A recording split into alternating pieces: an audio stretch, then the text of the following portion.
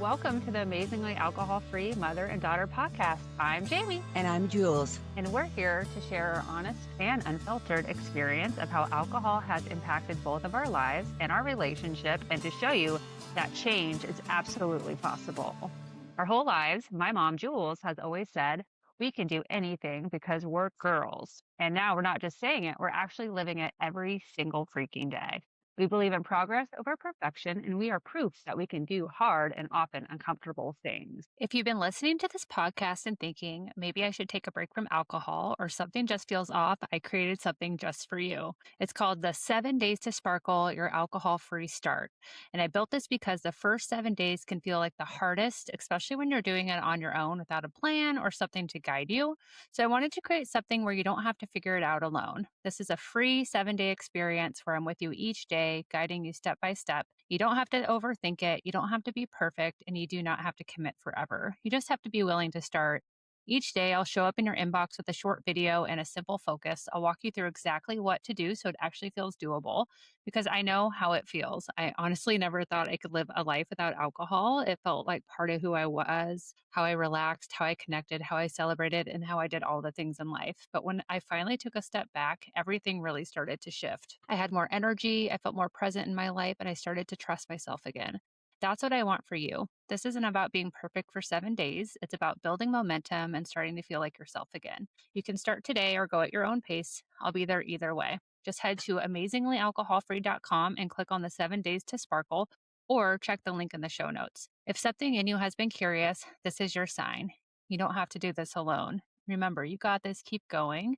And let's dive into this episode. Welcome, welcome. I am so excited to welcome our guest today, Carrin Wahl. Carrin is a recovery and transformational coach from Wisconsin, and just so excited to have you today. Carrin has been alcohol-free since March 8th, 2020. And so I'm so excited to just chat with you, Carrin, today about your story and just hear about all the amazing things you do helping women live their best lives alcohol-free. So welcome, and thanks for being on the show. Thanks for having me. I'm so excited to be here.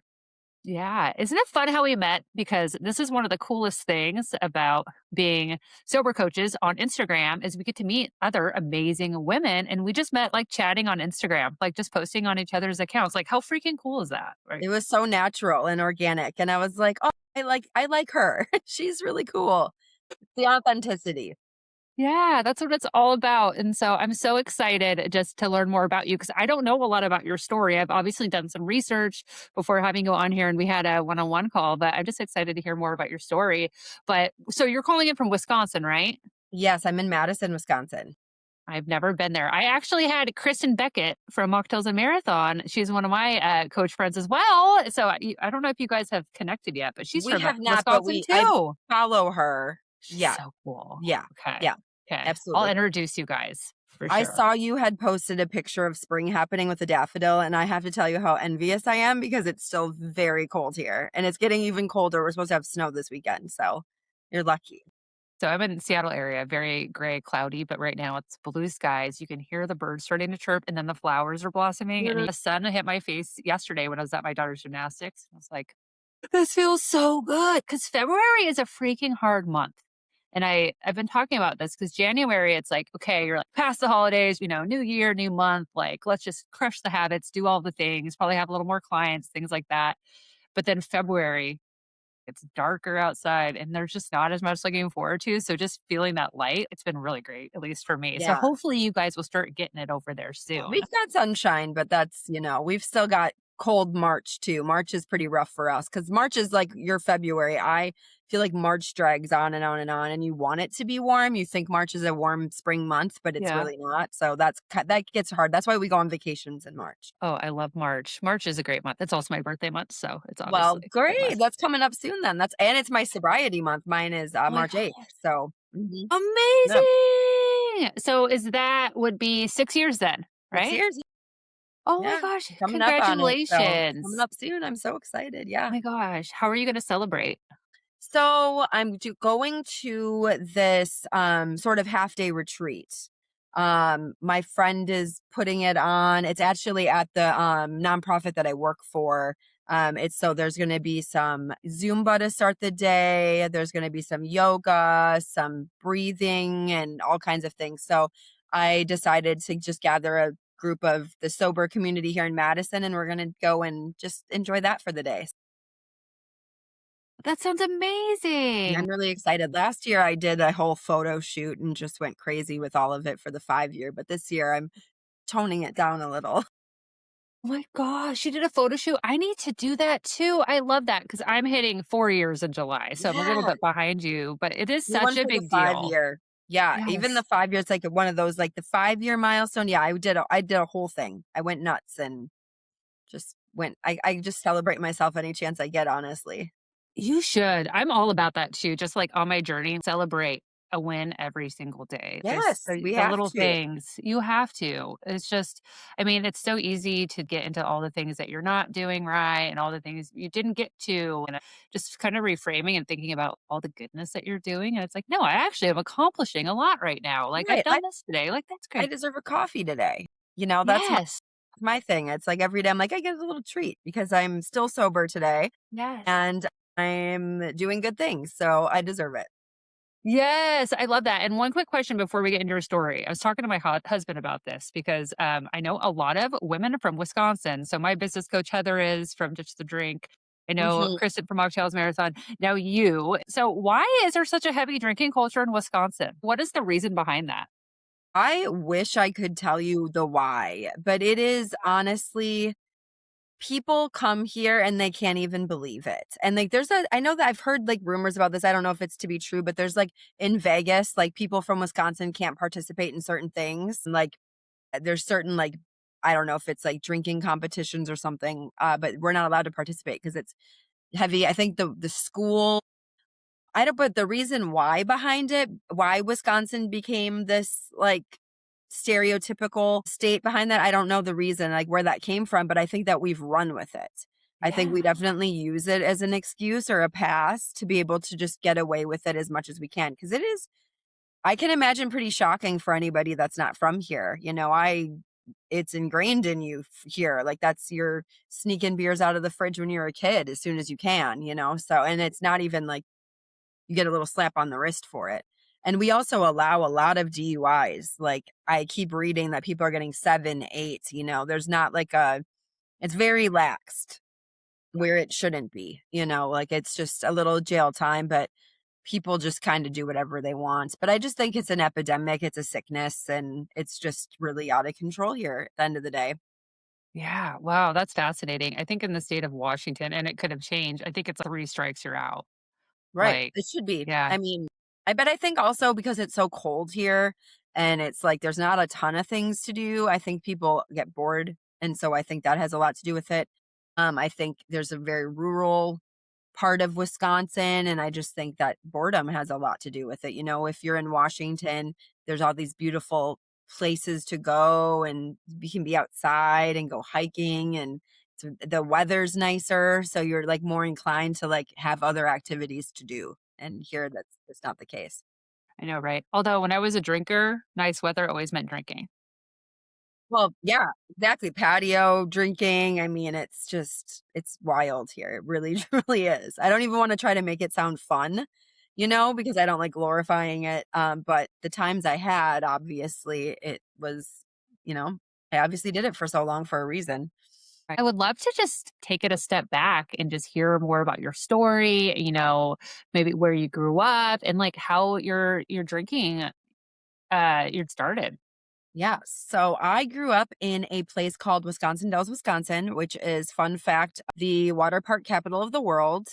So it is a heavy tourist town. There are roller coasters, mini golf, water parks, you name it, all over the place. It's kind of like the poor man's Disney World a little bit. So it's just attractions and tourism is all it really is. So part of the tourism is a place called the Tommy Bartlett Ski, Sky, and Stage Show. And my stepfather worked there forever. So I grew up on property there for a very, very long time. So as a kid or a younger kid, I think that I was living on property from like 8 years old until almost I graduated high school. So there were a lot of like the younger skiers that would come, right? So they're like young in their 20s, they're hot, they're just like beautiful people. And being younger than all of them, like starting to be in my like 11, 10 years old, my kind of impressionable time, I'm seeing these people and I'm just like, they're so cool. I want to be just like them. So one of their housings is called the Craws. It was like this drinking trailer where they had this like refrigerator called the Craws in it. And so there would be parties every single night there in the summer because they're only there in the summer. They come from all over the United States and it's like a big party 3 months. And so I grew up kind of right next to that. So I grew up seeing these young, cool people just like having the time of their lives, and drinking was, the big part of it. So I couldn't wait to be one of those people. I could not wait. That is exactly who I wanted to be. Like everything they were doing seemed so cool to me. So I think 11 was when I tried my first beer. My parents had a like little pool and we would sneak beers and crack one open. And I think 11, 12, I tried vodka for the first time. And luckily I didn't get too heavy into it. I think 15, we'd sneak Mike's Hard Lemonades and like sit in the woods. But then 15, we started trying to sneak into those skiers parties. So I think it was 15 to 18 for sure. I was trying to be there like every night in the summer, and I was either like getting in trouble and being told I got to go home, or I'd be able to stay and then we'd be like, drinking and be all reckless. But then during the winter months, like when I was back in school, I didn't drink or anything like that. I wasn't until like my senior year towards the end. I remember my graduation party. I was so hungover. I slept the whole entire time and I didn't even like see friends that had come in from out of town to surprise me. So then after that, it was like I graduated at 17, and then that year we're like drinking all the time, and I moved into a house right away as soon as I could after I had turned 18, and the partying continued. And then we were like, smoking weed and experimenting with other things, and it was all like the fun and youthful stuff. It wasn't anything like I considered damaging at the time. Not until I was 19 did things start to become a problem. I started getting a lot of drinking tickets. I started getting pulled over. I started being a lot more reckless, where I would go to house parties that got busted, run from the cops. I got my first DUI. Well, I guess that was a little bit later on, but it just kind of started progressing there. So from 19 to my like mid 20s, it just became obviously more prevalent that it was going to be a bigger part of my life than I had originally anticipated. It was no longer the social, fun, trying to be like the cool kids anymore. It was really just more of like, all right, I don't really have a handle over this, but like everybody around me is doing the exact same thing. So I didn't see it as anything wrong. Then the DUI started coming. I got the first one when I was like 25, I think. And then when I was 29, my mother passed away from brain cancer. So, that really affected me, obviously. So I was drinking a lot more. I had gone through a breakup almost like right before that she had passed away. So there was just a lot of messy happening at the same time. I moved into this house with my guy friends, and I totally took advantage of them, and it was really horrible, and one of those things that I, regret and ruin friendships over. And my drinking was just bad every day at that point. And then I met a new boyfriend. We decided to move to Madison. A couple years after we moved here, I got a second DUI about 10 years after I got my first one. So that year and a half was like the most stressful year of my life. I was constantly just worried about the court process and stuff. But there was somewhere along that line that I started realizing how alcohol was impacting my mental health. And I could tell my mental health was slipping. There was also like another version of me that existed when I was drinking, because I would drink at night and I'd become this very like volatile human being, where I was almost to like delirium. At some points I'd be so drunk I'd be like making up these scenarios in my head, and I don't know, it was just really, really strange. And that's when I noticed. So that relationship ended up falling apart, and I moved into this new place, and this was during the court process. Really horrible. I was facing eviction because I was prioritizing drinking and doing everything else except for paying my bills. And finally I call it saved by my friend, and he let me move into the apartment I still live in 6 years later, or 8 years later, and I love it so much. Somewhere along the way, the mental health just kept declining, and towards the last 6 months of my drinking, I was having suicidal ideation on a regular basis. So there wasn't a day that went by that I wanted to continue living. And the last night, I went out and I was drinking alone a lot at the bars. At the bar I worked at, especially, I would sit after work, and no matter if I had people to drink with or anything, I was there by myself and I'd go home. And one night particular, I came home and it was the closest I actually came to following through on that, on ending myself. Somewhere a voice in my head said, "You're never drinking again." And I woke up the next day and I haven't had a drink since. So, Wow. and that Thank was March. goodness. Yeah, that was March 8th of 2020. And so it was right a week before the pandemic shut down. So 3 months of shutdown helped me build a really solid foundation of not being able to go out and drink because I never drank at home. I wasn't a home drinker. So it saved my life. That's incredible that during the pandemic, because like for me, like my drinking is when it really got out of control was during the pandemic, but it was the opposite for you. And it sounds Mhm. like it was a godsend for you. It was like exactly what you needed. But you had that like inner voice that was like, can't drink anymore. Like, I'm done. Right. And I you're heard it done. loud and clear. And, like I also was very intoxicated that night, so it's like, and I had mentioned before, like the kind of other version of me in this delirium, but this one I couldn't really say wasn't real. It was a very loud and clear voice, like, "You're never drinking again." And I was able to sit down and like write down all of the problems I was having in my life. And it came down to like, alcohol being the root cause of every single thing that was driving me crazy. So I was like, well, if it's just this one thing that is causing all of this, that's easy. I can stop one thing. I have to stop the one thing. So why not try it? Why not do it? And thankfully I was able to continue. I'm so thankful that you did too. And thank you for sharing your story. Seriously, it's so inspiring. And I'm so sad to hear about your mom as well. And just thank you for being so vulnerable about everything that you just shared. So, when you quit drinking, like, what did you do specifically?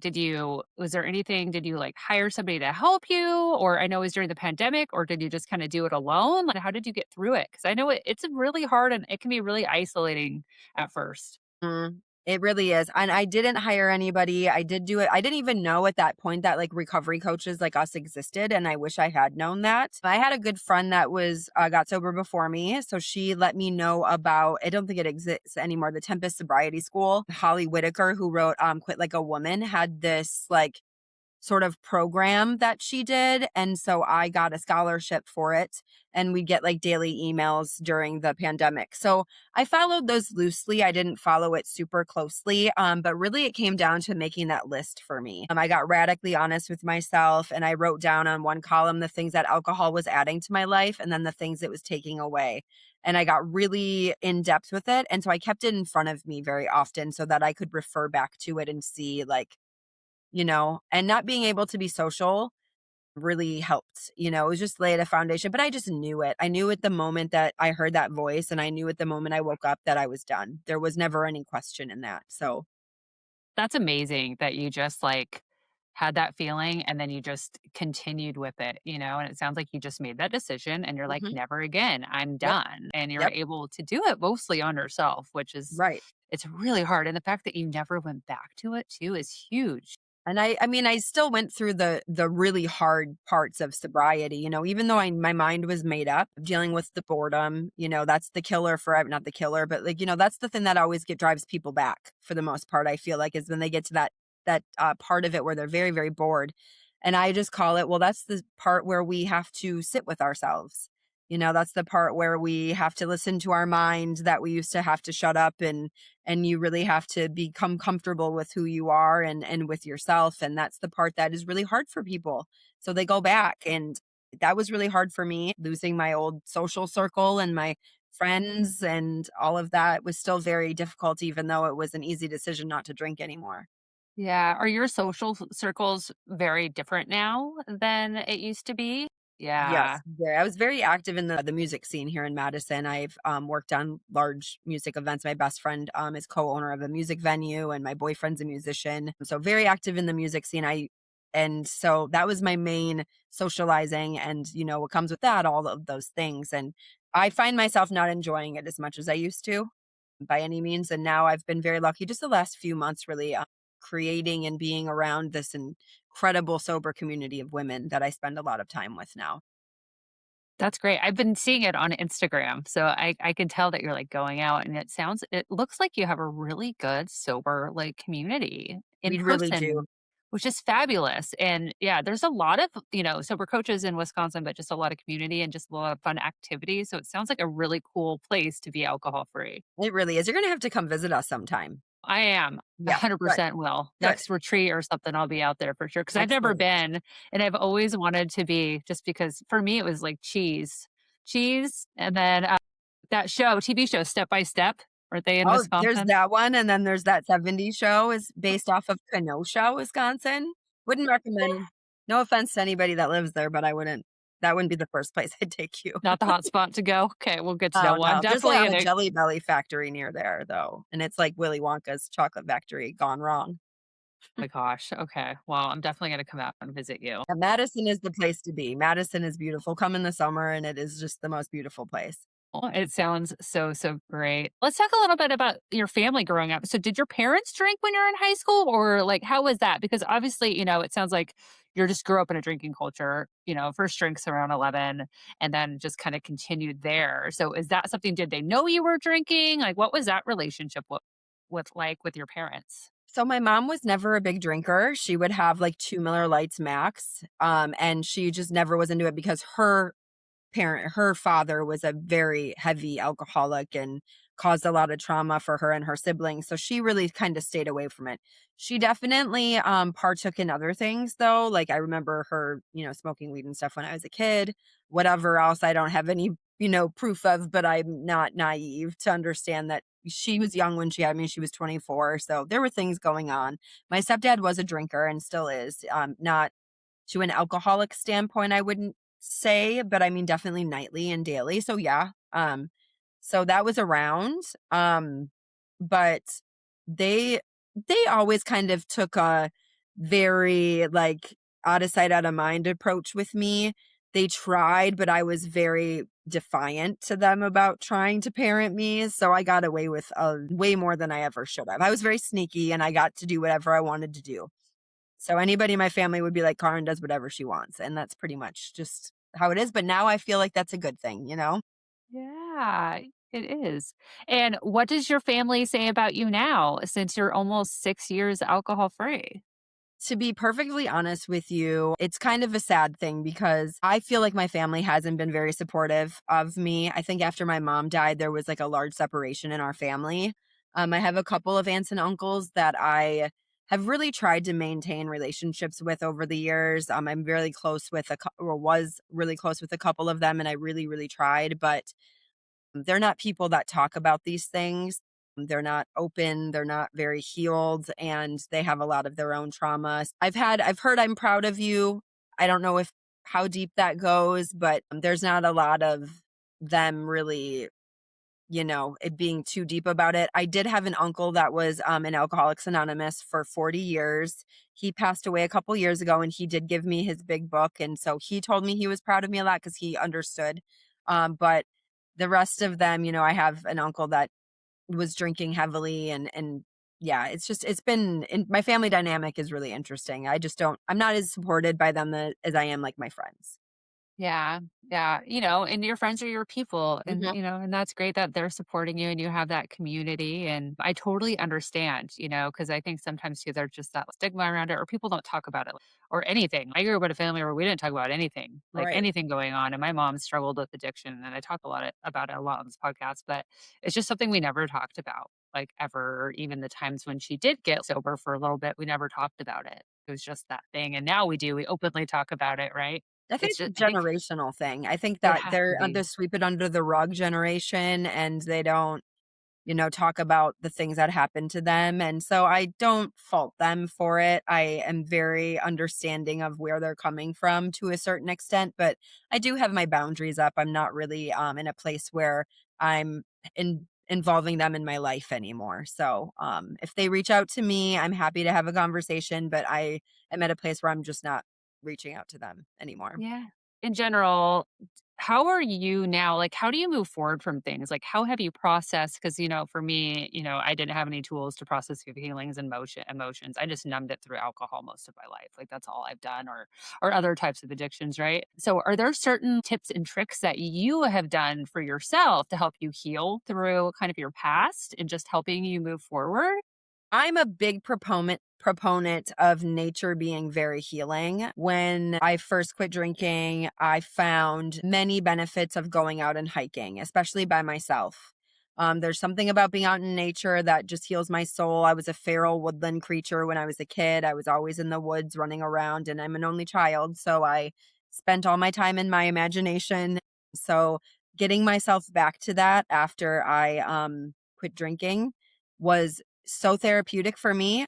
Also, it's the place that I connect with my mom spiritually. So there's a lot of benefit to being out in the woods and being able to just be with yourself. And I don't think people give it enough credit, honestly. It really helped me a lot. And I mean I went on like 60 or something hikes that year because there was nothing else to do. Everything was shut down. So once they opened the parks back up, I was hiking 3 days a week, even in the winter. So yeah, a lot changed that year. I hiked Angel's Landing in Zion and had an incredibly like spiritual moment up on the top of that. And just, I'm just a big nature. It is movement, nature. Those are the things that are just naturally healing. You don't need any money for it. You can just be, and you get a lot from it.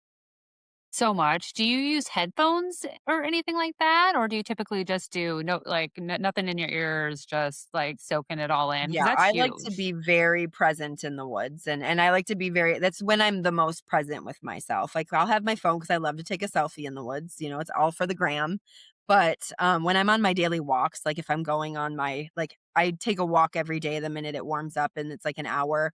Sometimes I'll listen to a podcast, but if I'm out in, like, hiking and out in nature, especially if I'm going through something, that's the first thing I'm gonna do is I'm gonna run off into the woods and I'm gonna find what I'm looking for. And I always do.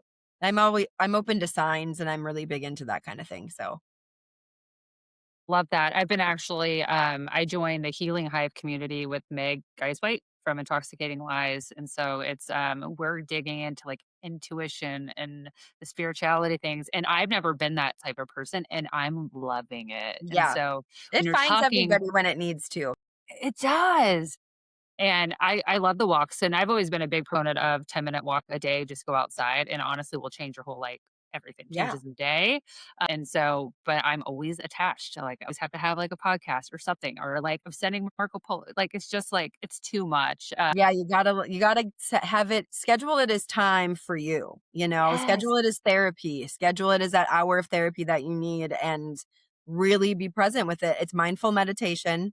There's a lot of things that we learn when we're out there and paying attention. Like, you'll find feathers and you can look up the spiritual meaning of that. And that goes as far as you want to take it. Not everybody's going to believe in that stuff, but it guides my life, those things, and getting signs from my mom, or just like, seeing a specific bird or angel numbers. It all kind of goes together. And it's just like whatever you need to, like, those little glimmers and that little joy you need to find, and the answers that you're looking for. Yes. I totally agree with everything you're saying. And I was going to say the glimmers, just Mhm. being outside, it's like maybe see a flower or, The anything. sparkles. Yes, there's just, like, so much ladybugs for me are my thing, like, I'm always like, Mhm. "That's my grandma," like, I have, like, all these things. Yup, totally. I totally get that. The Yeah, white butterflies in the beginning of the spring, I always say, "Oh, hi, mom." That's just like, yes. you know, I love it. I'm gonna take a walk after this, and everybody listening needs to as well, yes, because yes, get especially out when you're there. doing I know, especially it's getting a little nice out here, I mean, not trying to brag again, but, I gotta get out No, there. please do. Please do brag. You deserve it. Yes. Oh, I love it. So walks. Okay. So what is kind of the one biggest piece of advice that you typically share with your clients? Biggest piece of advice is to just be kind to yourself. You're doing the best you can. Just be patient, give yourself grace. Don't try to do everything at once. We want to overhaul our entire life right away. We want to keep ourselves busy and run from that boredom, but really Just focus in on yourself. Be kind, be patient. It's going to happen for you. Just wait. It's going to get amazing. And it's just going to get so good. It does. It gets better and better. It's not easy at first, No, but it's it not gets easy. better and better every single day. And so Wait. just keep going. But I love that too, because we are so freaking hard on ourselves as women. I mean, men too, but I think a lot of us just are perfectionists and we want to do it all right. And when you go on this journey, it feels uncomfortable. It feels Hmm. messy. It's so new to us that we're just beat ourselves up. And it's like, no, you like a lot of us have been drinking for decades Right. and it's hard to change a behavior. It's like all of a sudden you just stop like brushing your teeth here. Like it's not going to be easy to do that, right? No And it's like kidding. something you're used to. And I'm That like, yeah, though, washing your yes, face at night. I mean, geez. I never would. It was disgusting. And sometimes I Yeah, wouldn't brush my teeth and I'd be like, me oh either. my God. And And now then I'm I'd have, paying for it, trust me. I mean, geez. I call I them my was, non-negotiables now. Like, no matter what at night, even if I get into bed and I'm like, "Oh, non-negotiable, I've gotta go wash my face and brush my teeth now." Just 'cause, you know, I mean, so so good. many nights. Ugh, I can't I even know. think about it now, honestly. I know. I was a big beer drinker. So this is so gross, but I'd wake up and forget to brush my teeth. And then I'd have to brush my teeth like 5 times during a day. And then I'd be like gagging because like it just was Well, I so get gross. it. And I'm like, I've I been don't there. have this problem anymore. This is amazing. I Like, know, it's just one of those, like, happy little things that you never even realize, and some people are probably like, "What do you mean? I go to the bars and I, like, do my full face afterwards." I'm like, "Not all the time." I didn't. I used And I'm to not like, ordering the pizzas at all anymore, the french fries with ranch dressing. I'm not doing that at 2 in the morning anymore either, so a oh, lot changes, you yeah. know? Or we'd leave like a pizza out on the counter and then I would just like eat it in the morning because I'd feel like such shit. And then so I'd Wait, just like eat it or be you like don't do that chips. anymore? I mean, I would, but Oh, yeah. I would Totally. still eat it, but I typically put Right. it away in the Yeah, I'll fridge. remember to put well, sometimes. I like a room temperature, meal every once in a while. Being in the service industry, we get pretty used to that, so Yeah, I don't mind it, but usually I remember to put it away. absolutely. But the things that we would do. Well, how can people find you that want to learn more about you or maybe want to work with you? So I do have a website now. It is www.carrinwahl, which is CarrinWahl.com. I also have my Instagram. You can follow me. It's at sobriety.inbloom. And that's it. That's the only place I really want you to find me. Yay. And you do mostly one-on-one coaching? Right now, I'm just starting out with just the one-on-one coaching to get started, and I'm going to be facilitating a retreat, a half-day retreat with a good friend of mine. That's going to be May 17th, so I'm really excited to be leading. It's going to be a sober, curious, focused retreat with yoga and some art and sharing circle with journal prompts that I'll be leading. And yeah, I'm really, really excited about that.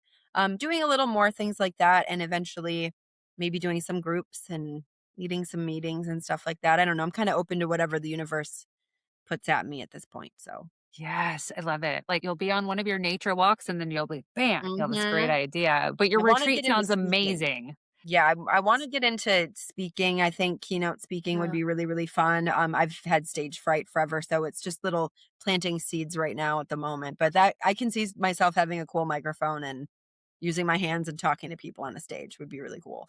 I mean, you are wearing a fabulous power blazer right now. I need to go get my blazer because I'm just in my like little hole over here. But you're looking fabulous. I could totally see you being a keynote speaker. Well, thank you again so much for coming on, Karin. And so I'm going to put all the information in the show notes for anybody listening.